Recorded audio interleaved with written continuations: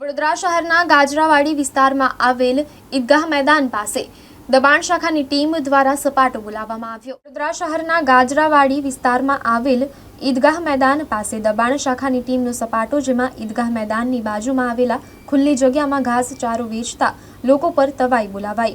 ઘાસચારો જમા લઈ ઓટલો તોડી પાડવામાં આવ્યો। આ કામગીરીમાં દબાણ શાખા, માર્કેટ શાખા તેમજ વાડી પોલીસ સ્ટેશનનો સ્ટાફ જોડે રાખી દબાણ દૂર કરવામાં આવ્યા।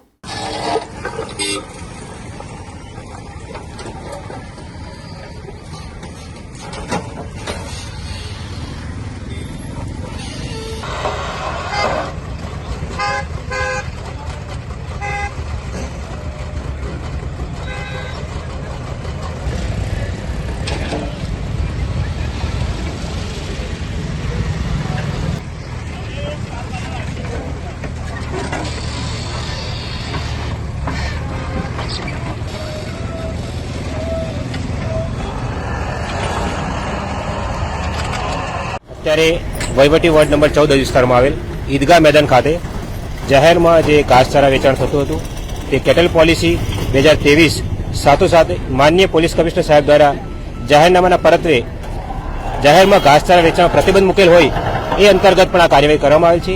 સદર જગ્યાએ થોડા સમય અગાઉ પણ કાર્યવાહી કરી તેઓને નોટિસ મારફતે પણ જાણ કરવામાં આવી કે ફરીથી ઘાસચારા વેચાણ કરવામાં આવશે, તો સખત કાર્યવાહી કરવામાં આવશે।